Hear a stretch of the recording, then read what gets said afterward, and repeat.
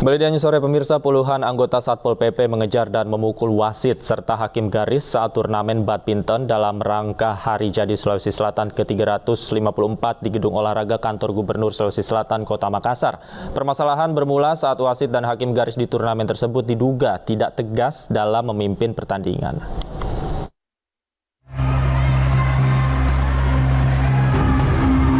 Puluhan anggota Satpol PP terekam kamera warga mengejar dan memukuli wasit serta hakim garis saat kejuaraan badminton Hari Jadi Sulawesi Selatan ke-354 di Gedung Olahraga Kantor Gubernur Sulsel, Jalan Urip Sumoharjo, Kota Makassar.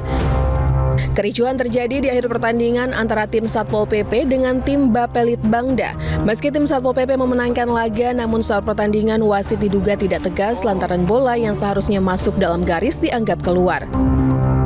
Menindaklanjuti video tersebut, Kepala Satuan Polisi Pamong Praja Provinsi Sulsel, Arwin Aziz, meminta maaf dan berjanji akan segera mengusut kasus ini termasuk melakukan pemeriksaan internal. Dalam video yang beredar, tim internal Satpol PP mengindikasi dua anggotanya terlibat langsung dalam aksi pemukulan. Jika terbukti, kedua anggota yang bersangkutan akan dikenakan sanksi kode etik. Saya sebagai Kepala Satuan Polisi Pamong Praja tentu menyampaikan permohonan maaf atas insiden yang terjadi yang dilakukan oleh anggota kami, dan kami berjanji akan segera mengusut tuntas ya, dan saat ini sedang dilakukan langkah investigasi. Usai kejadian itu, Kasatpol PP Provinsi telah menginstruksikan seluruh jajarannya untuk mundur dari turnamen tersebut. Pihaknya akan fokus melakukan pengamanan selama pertandingan berlangsung guna menghindari terjadinya konflik susulan. Dari Makassar, Sulawesi Selatan, Yolyus Vin, iNews melaporkan. Pemirsa, seorang pria di Bandung, Jawa Barat berani melawan dua pelaku begal yang hendak merampas motornya. Video yang terekam kamera CCTV itu pun viral di media sosial.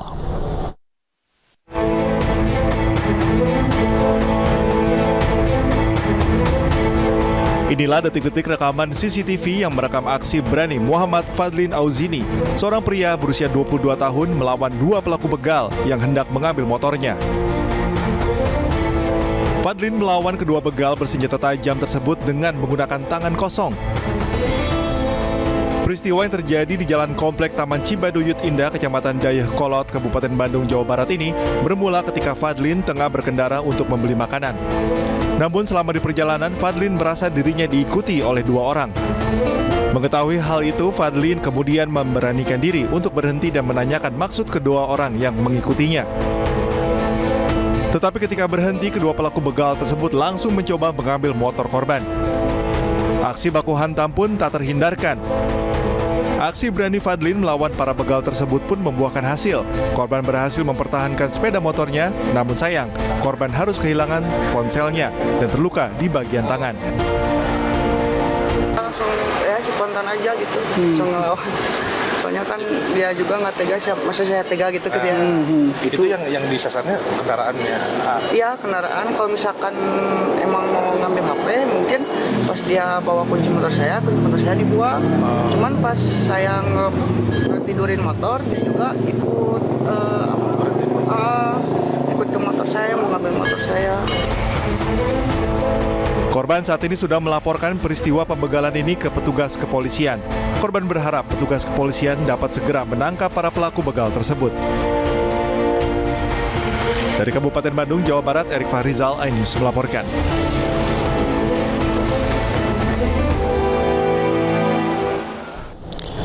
Mahasiswa Universitas Brawijaya Sultan Rifat Al-Fatih kehilangan kemampuan bicara akibat terjerat kabel optik di Jalan Antasari, Jakarta. Hingga kini pihak keluarga terus mencari keadilan untuk putranya.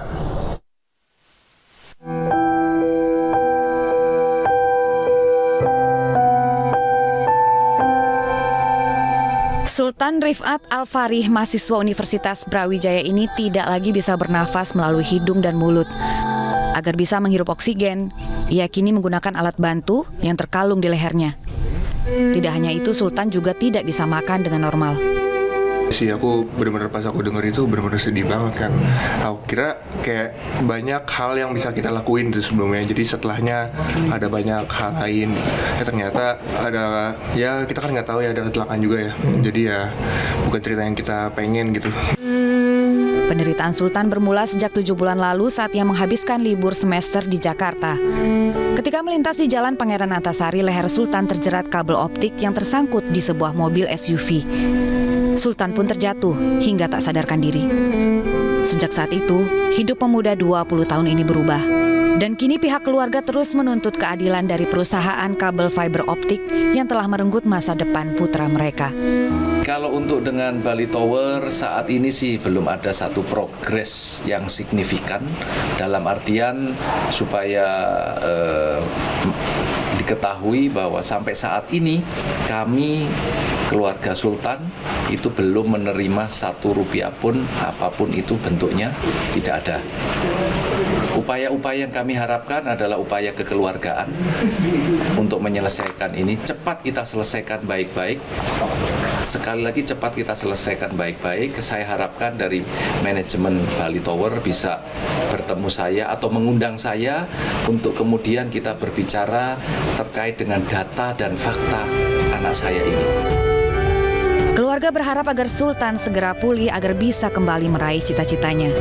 Selain berprestasi secara akademis, Sultan juga dikenal memiliki jiwa sosial yang tinggi karena sering mengajar anak-anak yang kurang beruntung.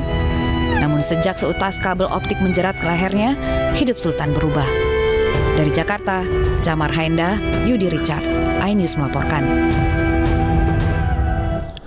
Pihak keluarga Sultan Rifat Al-Farih, mahasiswa Universitas Brawijaya yang kehilangan kemampuan bicara akibat terjerat kabel optik di Jalan Antasari terus mencari keadilan. Dan untuk mengetahui informasi selengkapnya, kami telah terhubung dengan ayahanda Sultan, ada Bapak Fatih. Selamat sore, Pak Fatih. Selamat sore, Mas Davi. Selamat sore semua pemirsa. Baik, Pak Fatih, saat ini bagaimana Pak kondisi dari Sultan, Pak? Oke, saat ini kondisi anak saya masih sama Mas ya, artinya secara fisik dia sudah lebih baik, tapi untuk makan dan minum tetap melalui selang yang ada di hidung, serta nafas pun belum bisa normal, artinya menggunakan saluran yang ada di tenggorokan. Kemudian bicara masih belum bisa, ditambah lagi untuk menelan ludah pastinya juga kesulitan sekali, dan hampir semuanya bisa masuk ke paru-paru kalau ludahnya tertelan, Mas. Oke, tapi hingga saat ini masih melakukan perawatan jalan, Pak ya? Ya betul, Mas, saat ini masih melakukan rawat jalan di RSCM Rumah Sakit Cipto Mangunkusumo ke beberapa dokter spesialis ya, ke dokter spesialis THT, spesialis paru, spesialis rehab medik, spesialis ortopedi, spesialis internes, dan beberapa spesialis lainnya, Mas. Oke, artinya ini melibatkan banyak sekali dokter spesialis mengenai kondisi Sultan. Memang kita bisa katakan cukup memprihatinkan, Pak ya. Kemudian untuk komunikasi antara keluarga dengan pihak Bali Tower saat ini seperti apa, Pak?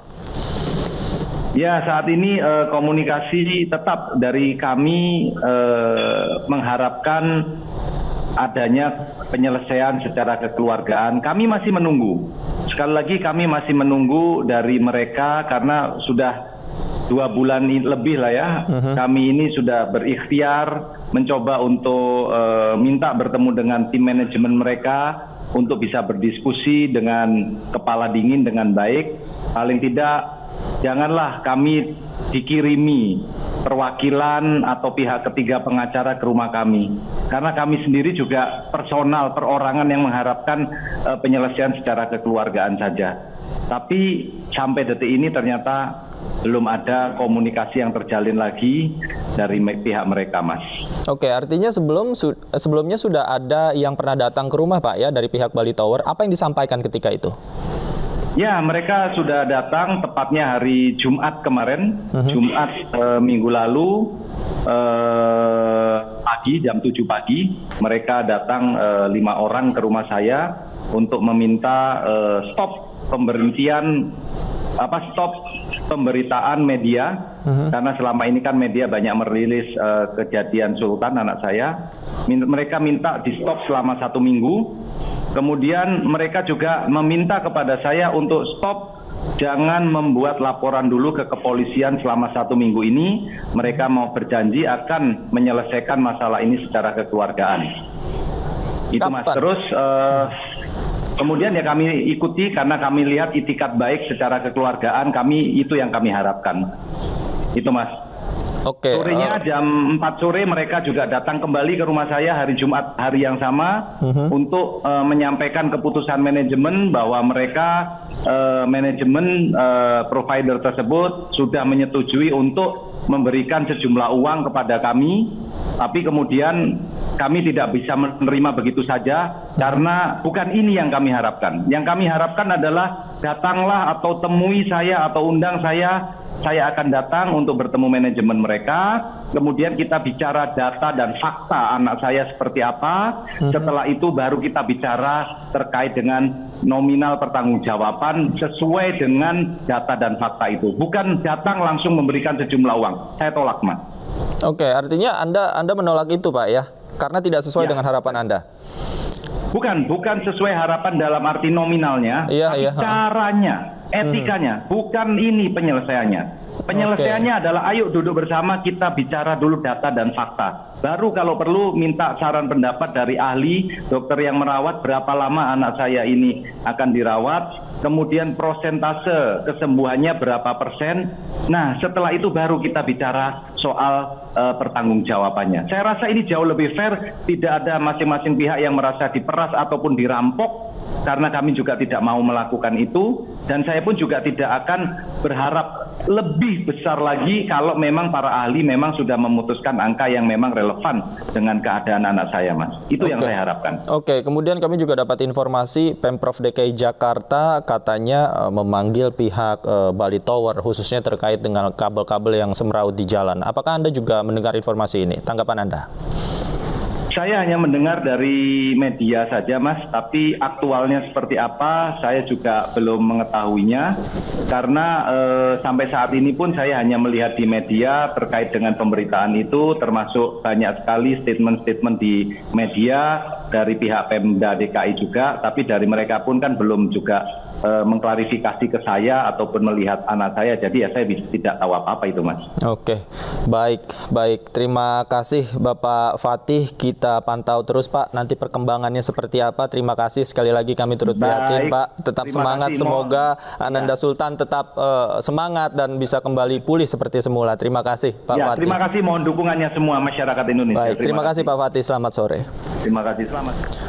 Pemirsa, rangkaian kabel semraut di ibu kota tak hanya membuat pemandangan menjadi tak sedap, tetapi juga menimbulkan ketakutan bagi masyarakat. Selain rentan terjadinya korsleting listrik hingga kebakaran, kondisi tersebut juga sangat membahayakan para pengendara.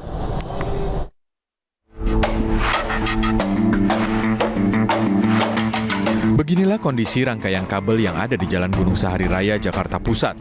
Kabel-kabel berukuran besar ini saling bertumpuk hingga terlihat semakin semrawut. Sementara itu, Selasa siang kemarin, tumpukan kabel optik dan listrik terbakar di Jalan Fatmawati Raya, Cilandak, Jakarta Selatan. Sejumlah karyawan gedung dan petugas keamanan langsung memadamkan kobaran api yang membakar kabel tersebut menggunakan alat pemadam api ringan. Sementara itu, petugas PLN yang tiba di lokasi langsung mematikan aliran listrik agar tidak membahayakan. Petugas pemadam kebakaran sektor Cilandak mengatakan api berhasil dijinakkan usai pengelola gedung menghabiskan 8 unit APAR untuk memadamkan api. Tak hanya itu saja, kondisi semrautnya kabel juga dapat membahayakan para pengendara, terutama roda 2. Sejumlah pengemudi mengaku khawatir dengan kondisi tersebut, terlebih saat melintas di malam hari. Belum lama ini seorang pengendara motor ojek online terjatuh hingga tergeletak di jalan akibat tersangkut salah satu rangkaian kabel semrawut yang menjuntai ke arah jalan. Salah satu pengendara ojek online yang kerap melintas di kawasan ini mengaku sangat terpukul atas peristiwa tersebut karena kabel semrawut dan menjuntai ke jalan sangat membahayakan para pengendara. Para pengendara pun berharap agar kabel semrawut segera dibenahi agar tidak lagi membahayakan pengguna jalan. Tim Liputan iNews melaporkan.